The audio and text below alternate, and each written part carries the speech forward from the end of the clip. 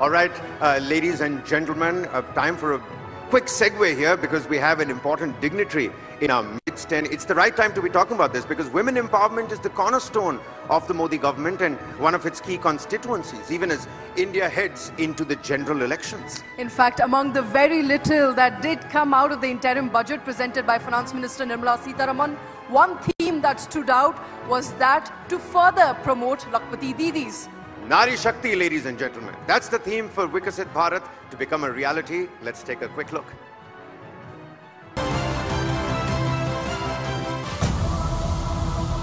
For India to become a developed nation, gender inequality must end. The narrative must change from women empowerment as a slogan of equality to women achievement as a symbol of progress. For a nation in the race to the top, women need to get in the driver's seat. As an epitome of women in leadership, her role in inspiring women across generations has been pivotal. As Union Minister for Women and Child Development and Minority Affairs, she continues to push the boundaries to make Indian women boundless. Nari Shakti, driving mission Viksit Bharat with Union Minister Smriti Irani. And let's come together to celebrate and amplify the force of Nari Shakti. Please welcome on stage Minister for Women, Child Development and Minority Affairs, Smriti Irani. Women are indeed reaching commanding heights, ladies and gentlemen, just like the Border Roads Organization's all-woman squad at India's highest post, higher than the Everest Base Camp. The BRTF 755 is situated at Hanle at an altitude of 15,000 feet. This 5-officer unit, led by Combat Engineer Colonel Ponung Doming, is the world's first all-women team to be deployed at an extremely high altitude. And the team of engineers led by Colonel Doming is supervising road construction along the line of actual control with China in the sensitive and strategically important Eastern Ladakh sector. The road is helping us guard our borders better and realize the growing aspirations of India. Kyunki banega to badega India. Without further ado, TV9 Networks and Nishant and Neha are already there. Over to you. सबसे पहले तो मैं चाहूंगा जोरदार तालियों से स्मृति जी का स्वागत करें. हमारे लिए समय निकाला आपने. बहुत बहुत स्वागत है ma'am. Thank you very much. Neha. Well, this is a guest who needs absolutely no introduction. She is an icon in this country. Union Minister for Women and Child Development and Minority Affairs, and if I may add, the giant killer of 2019. Okay, let me ask the Minister this question. Since we are discussing today Nari Shakti and driving Mission Viksit Bharat, you know, the Prime Minister is a major votary of Nari Shakti and it's very close to your heart as well. He took a very progressive step of inducting, correct me if I'm wrong, 11 women in his Council of Ministers. One of them is in the highly coveted Cabinet Committee on Security. But unfortunately, we do not see this level of women's participation at the state level. You will agree that if India has to take the next giant global leap, we need to unlock women's power. How do we do that? I think you do a great disservice to women when you presume that power is only if you're in a constitutional position. India has made an economic and a political case for why women need to be shoulder to shoulder with men or any other gender. The topic of conversation on your platform is what India thinks today. In fact, what India does today, the world does tomorrow. And what India has done significantly for gender is make a case for women who are emancipated across all walks of life. So if you presume that Prime Minister Modi's gender agenda or female agenda is only limited to how many colleagues he can have in the Council of Ministers, you do disservice to his entire effort, not only as Prime Minister, but his entire life's journey as an administrator. Now, I've had the greatest of privileges to see him function as the Chief Minister of Gujarat and as the Prime Minister of India. What did he do in Gujarat, which now finds resonance across India? He's one of the first people in the office of Chief Minister who ensured that there is a digital interface with citizens across all districts. He then ensured that there was a digital interface where medical infrastructure in a district, along with medical infrastructure right up to the level of panchayat, combined efforts to look after women and children, and especially their health. There was something called e-Mamta, which he did as the Chief Minister of Gujarat, where from the day a woman registers herself to give birth, to ensuring that she is encouraged to deliver the child in a medical institution and not birth at home. That is something he started 2 decades ago. Now, what happens when you encourage pregnant women to deliver in a medical institution? You curb the death of the mother at childbirth and the death of the child if the child is born with some medical complications. Now, many people presume that Prime Minister Modi at the national front is now doing projects like Pradhan Mantri Matra Vandana Yojana, wherein 3.5 crore women have had cash transfers into their bank accounts up to the level of 6,000 rupees, only so that the day they take leave to go and see a doctor is compensated. Now imagine the detail to which he went, so that if women who are economically active want to look after their health, they should be compensated and institutional delivery should be promoted even at the national level. So what he did in the state today finds national success. Now, why am I giving this context, Neha? What happens? Who gets counted? The world over, only women in institutional leadership positions get counted, as though only their success matters. What Prime Minister Modi has done is ensure women at every walk of life, in every platform, are counted. Now, when he was Chief Minister of Gujarat, he started something called Mission Mangalam, where he ensured that self-help groups in Gujarat had a business plan, had institutional credit, and serviced that credit so that their capacity financially could grow. Today, when I see that out of 90 million self-help groups, you have women in those self-help groups who receive nothing less than 8 lakh crore rupees from the government of India. But if you compute their economic value in the Indian ecosystem of economy, you will see that they do business worth $37 billion every year. Shouldn't those women count? So when Prime Minister Modi says that these 90 million women in self-help groups matter, there are many who have still not done the math of the rural economy impact that these women have. Now imagine this, for the first time we have a Prime Minister who says that these women have capacity to become Lakhpatis. The nomenclature itself is not gendered. It favors a man. It's a Lakhpati. So he talks about financial ambition. Women were always spoken about from an aspirational and emancipation point of view, as though they are waiting to be rescued. What Prime Minister Modi has done is make them equal partners in your economy. So I know that people who introduced this segment spoke about a lady who is leading road building efforts in the Indian Armed Forces at the line of actual control. But you also have not heard the story of, for the first time, Prime Minister Modi ensuring that the Labour Code allows companies to hire women for underground mining. So those are the stories that need to be told, because these women at leadership positions in underground mining, in space technology, matter. So yes, what the women in the Council of Ministers is just a political reflection, but the reality of what Prime Minister Modi has managed to do at the grassroots is enormous, and that's why I'm hopeful that what Prime Minister Modi in India has done today, the world should do tomorrow. And I say this because we have created that platform even during India's presidency at the G20. I'm sorry I'm taking so long, but I wanted to give context. आप जो बता रही हैं इस बात से हम पूरी तरह सहमत हैं। कल ही प्रधानमंत्री जी ने मन की बात में वो बताया था किस तरीके से गांव के ग्रासरूट लेवल पर महिलाओं को ड्रोन उड़ाना सिखाया गया, और वो ड्रोन दीदी का जो कॉन्सेप्ट है वो अपने आप में एक शायद दुनिया आगे जाके करेगी, जिसका जिक्र आप कर रही हैं। मैम, आप पिछले महीने मदीना होकर आई और आपकी सरकार में एक सबसे अनप्रेसिडेंटेड चीजें ये हुई कि महिलाएं अकेले जाने लग गईं और उनकी संख्या भी 4000 के ऊपर। अब जो देखने वाली बात है, जब आप ऐसी जगह जाती हैं जहां पर अभी भी बहुत पाबंदियां हैं, वहां पर भारत का ये जो रिसर्जेंस है, इसको कैसे देखा जाता है?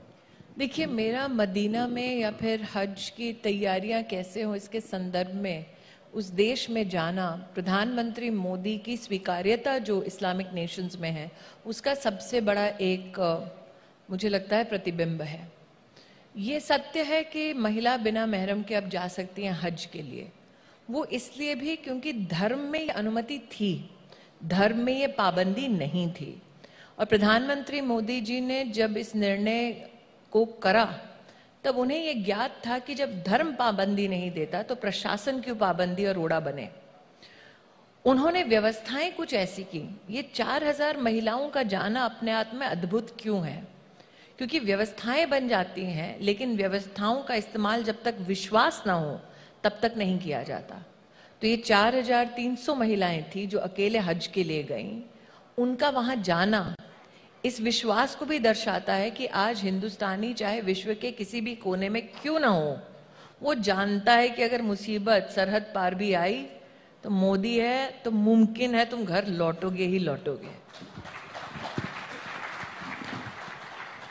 Very powerful indeed, and there is no doubt, ma'am, that the government has taken very many progressive measures with regard to women, whether it is 6 months maternity leave or even passing of the women's reservation bill that happened recently. But may I ask you a personal question? Because at the start I said you are an icon, a role model for many around this country. Your personal journey has been marked by multiple milestones and firsts. You made a very successful transition from entertainment to politics. I think it would be safe to assume that there would have been many challenges along the way. Since we are talking about Nari Shakti, and frankly, you are an embodiment of that, I want to ask you, how did you manage to smash the proverbial glass ceiling and storm those male bastions? So firstly, the very idea of a glass ceiling is an American one. It is not a global south concept at all. And I say this vehemently for 2-3 issues. When the US had this whole feminist movement and spoke about the glass ceiling that needs to be broken, if you look at it anthropologically and from a perspective of social science, India had already had milestones with regards to women and their status in society. Point in case, if you're somebody who's a fiend for research, pick up the Arthashastra.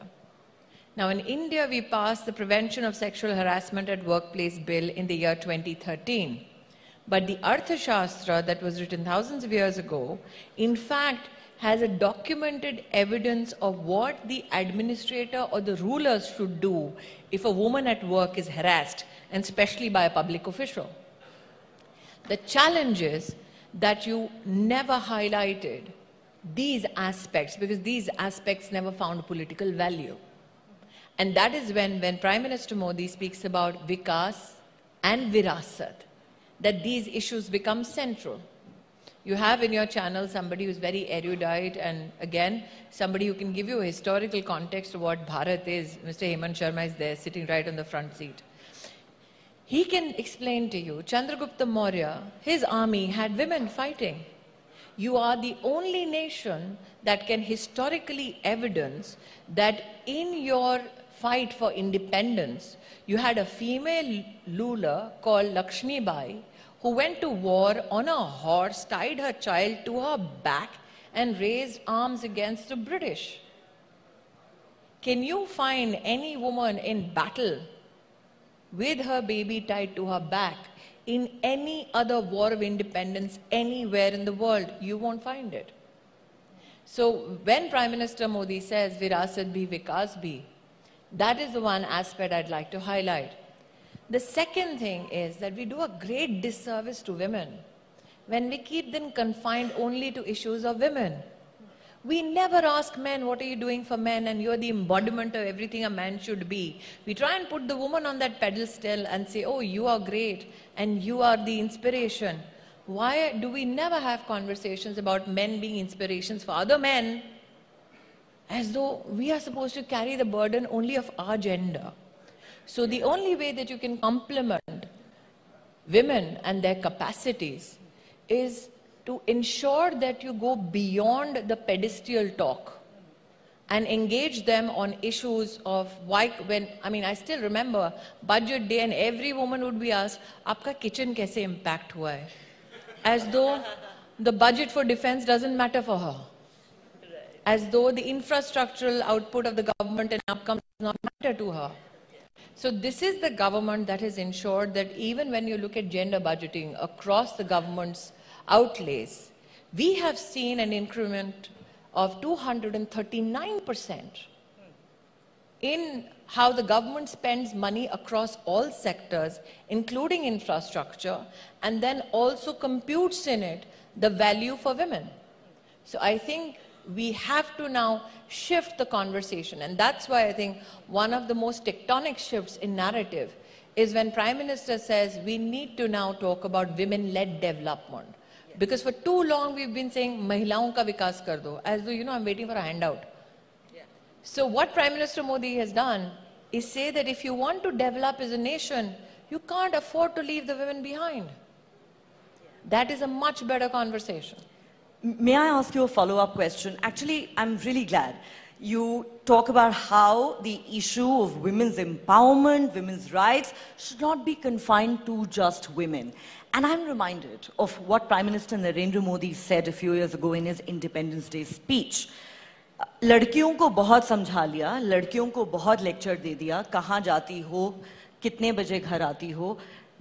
It is time you taught your boys how to behave with women and girls. It's time you asked them questions. See, Neha, I don't think that beating up men ensures gender justice.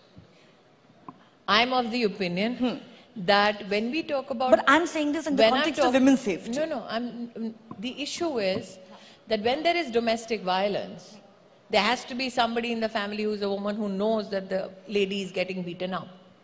So like I said, if you paint and taint every man as though they are the people we need to deal with, you will not create the social balance that we need. For instance, and why do I say this? Today, try and pass a legislation for reproductive rights of women in Europe and in the United States of America. You will get a pushback from polity and from people other than polity who presumably fill the intellectual space. In India since 1960s, there has been a conversation about medical termination of pregnancy at 24 weeks. There have been those cases that the media has highlighted in the Supreme Court of India, where women have had to go to court saying, if I give birth to this baby, either the baby dies or I die. Court saying, if I give birth to this baby, either the baby dies or I die. But there was no legislation. What Prime Minister Modi did was bring a legislation for medical termination of pregnancy at 24 weeks, passed it in both houses of parliament, and not a single Indian man spoke up against it. So the idea is, we've had a female Prime Minister before, but it is Prime Minister Modi who created the first ever menstrual hygiene protocol for administration to follow. And that is why I say that when you talk about the issues of women, don't discount the men. They are not the enemy. Ma'am, ये सवाल यहाँ पर जितने भी लोग बैठे हैं उन सबके मन में होगा. स्मृति ईरानी जी की नारी शक्ति क्या है? आप घर भी मैनेज करती हैं, पार्टी का काम भी करती हैं, सरकार का भी काम करती हैं. घर कैसे मैनेज करते हैं? मैं वाकई में मैनेज नहीं करता हूँ. I really don't manage. It's my mom who does it. The men never get asked this question, right? Precisely. I'm asking you, how do you, the multifaceted Smriti Irani. Rajneesh was on the panel before me. Were you asked, how do you manage your home? No, I'm saying, how do you manage so many things? No. So, was he asked, how does he manage his home? Sorry, Nishan, but I'm with her on this one. Never mind. No, even Rajneesh is with me on this one.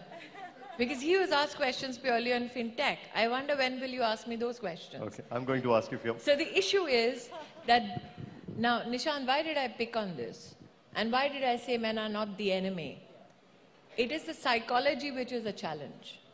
The presumption for too long has been that men who are not educated, men who do not know better, men who do not have exposure to literature or to news or to intelligentsia will have an inherent bias against women.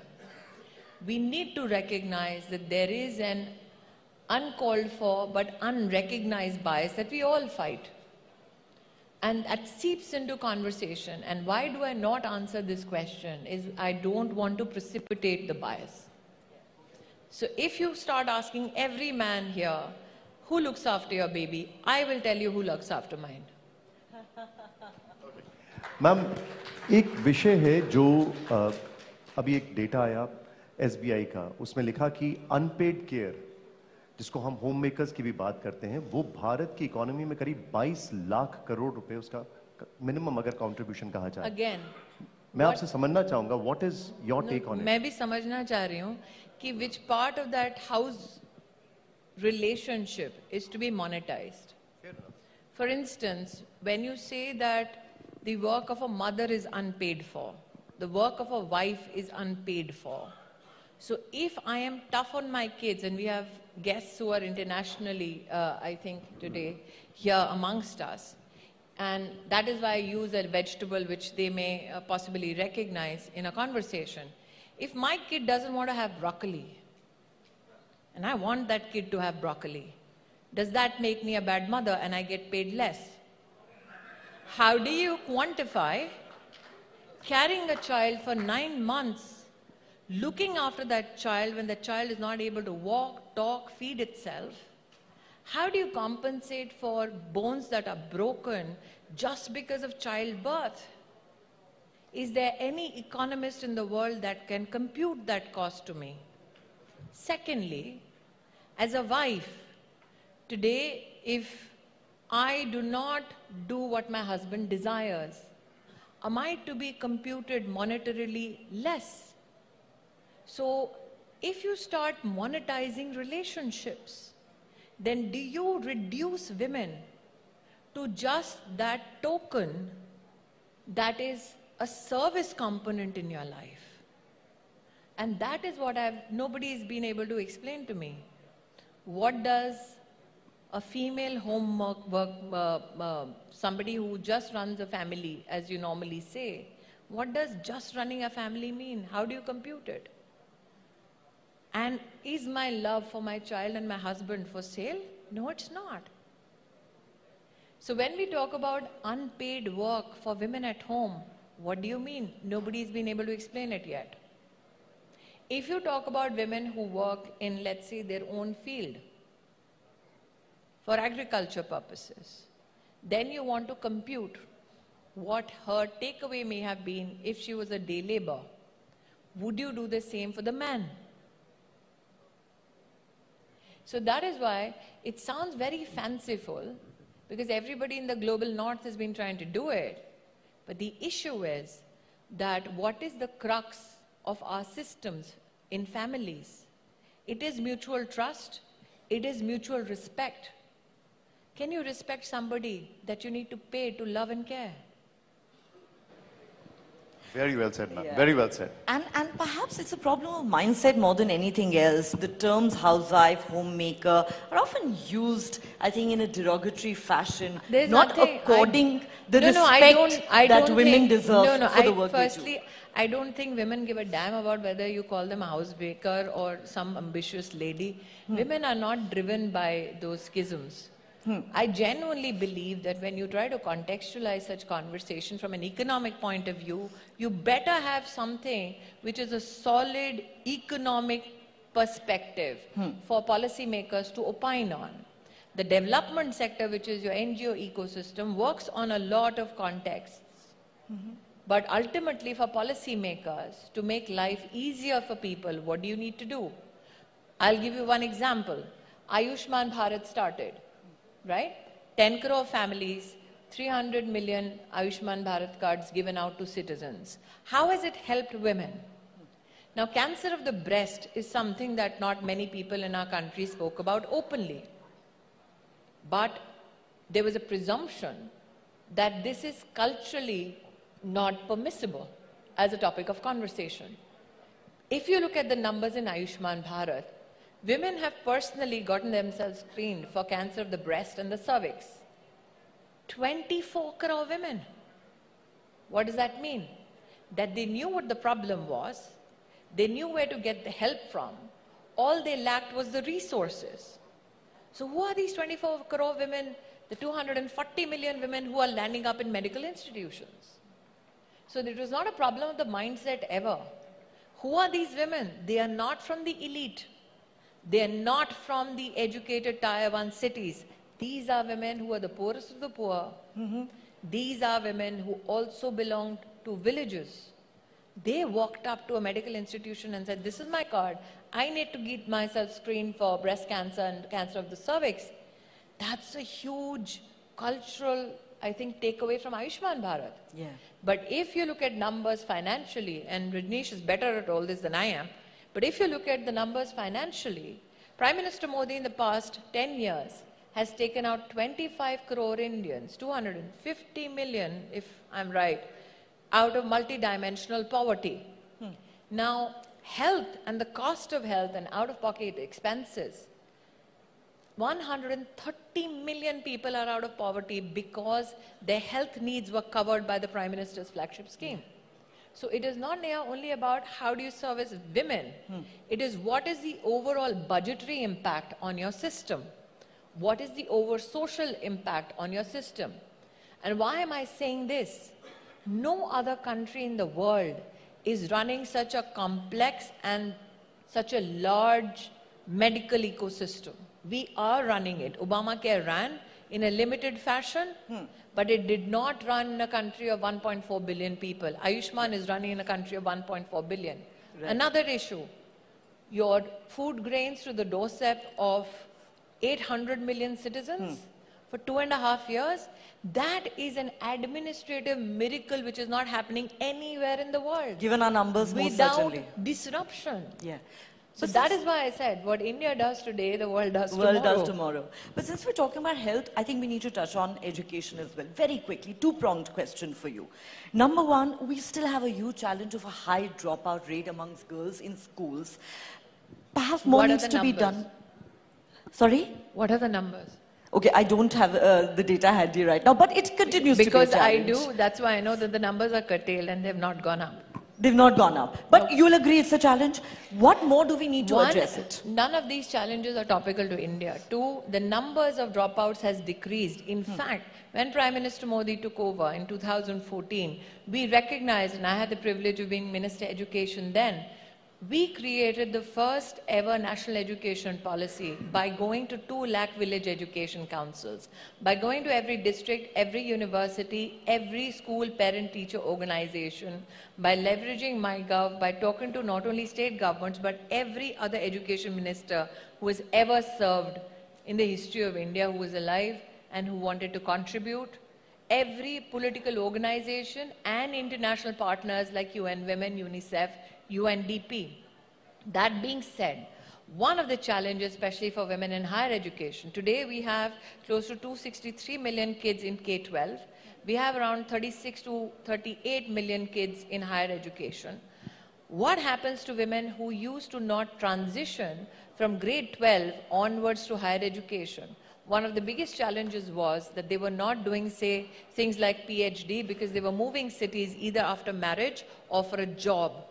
The minute credits were made, given national movement, academic credits, that is when the numbers now of women who are doing PhDs in India has gone up by 99%. 43% of all STEM graduates in India are women. And Prime Minister Modi realized that one of the greatest challenges with regards to dropout is that when the girl enters the menstrual cycle age, they used to drop out for those issues because they didn't have access to toilets. So in the first year of him being Prime Minister, he built 400,000 toilets, marked and mapped. I was there because we did it, so I can say this with satisfaction. Mapped every toilet which was not available in every government school in collaboration with states. I think that's one of the greatest examples of cooperative federalism because not one state backed out.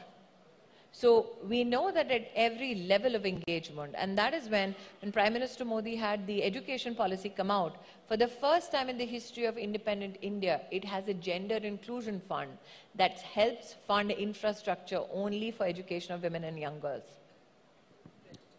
Ma'am, show को wind up करने से पहले आपसे एक सवाल political में जरूर पूछना चाहूंगा। एक तरफ हम लोग ये बात कर रहे हैं और दूसरी तरफ एक संदेश खाली जैसी घटना होती है जहां पर कार्रवाई भी नहीं हो रही है और चीजों को छुपाया जा रहा है।